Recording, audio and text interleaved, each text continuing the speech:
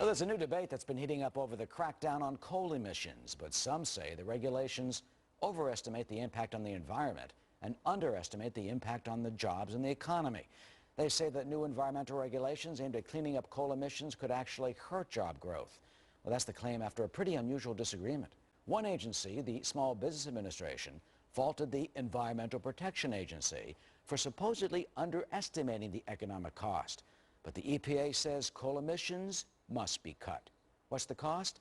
Well, Tom Borelli is the senior fellow for the National Center for Public Policy Research. He's a Ph.D. and is here in the studios with us this morning. Mr. Borelli, thank you for joining us. Thanks for having me. Yeah, it's pretty unusual when you have two federal agencies disputing each other like this. Well, it is unusual, but then again, it is the Obama administration. The most important agency, however, to look at is FERC, the Federal Energy Regulation Commission. They regulate the power grid, and EPA hasn't told them about the impact on our power grid. So the EPA is going to be cutting out massive amounts of our electricity. One estimate, 81 gigawatts of power. That's almost 8% of our power supply, and we don't know what the impact's going to be on our supply, so we could be looking at shortages in the future. They couldn't really do that, could they? I mean, what they want to do is try to have some scrubbers to clean up the emissions from coal-fired plants. Well, that's the goal, but if you read the news, what you see is coal plants, coal-fired utilities are already closing their facilities. American Electric Power announced they're cutting 5 power plants. Duke Energy said they're cutting a few.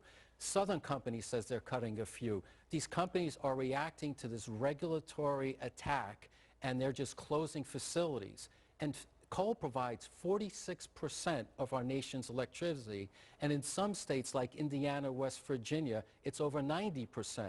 So the effect is going to be tremendous, and yet we want to do manufacturing. It's outrageous. Well, what do we do? I mean, the EPA clearly indicates that you've got to cut coal emissions. You've got toxins, mercury, arsenic, all this stuff in the air. You got to do something. We've been doing things over the last 30 years. Air emissions are down significantly over the last 30 years. This is a huge cost with very little benefit. The last thing our economy needs is more people on the unemployment line. You know, the fixed income people, the lower income people, they can't pay for these higher electricity prices because as they close the plants, the cost is going to be passed on to everybody. But what about the studies that say, well, I mean, we'll have a positive benefit at the very end, that, job growth will go up if you have cleaner coal and this sort of thing? Well, common sense tells you if you're cutting out 8% of our electricity out of the grid, there's a consequence. And they're closing plants now. That's not theory. So let's look at what the utilities are actually doing in response to this, and you'll see jobs are being eliminated and prices are going up. That's the last thing we need. Now, this is dealing in our country, but I mean, look at China. China is the largest belcher of coal emissions in the world, the greatest consumption there. I mean, they're out of hand. They're going nuts over there. This stuff is amazing over there. Well, what's happening now is our coal companies are going to be exporting coal there because that's where the market is. So we're going to be strangulating our economy because energy is the lifeblood of our economy, and China's going to have all this cheap electricity. Who wins in that game? And very quickly, when do these regulations go into effect? Some of them now. There's about 5 of them. Okay. All right. Well, we'll keep on this. Thank you. Thank you. Tom Borelli of the National Center for Public Policy Research. Thanks for filling us in. Great. Jamie?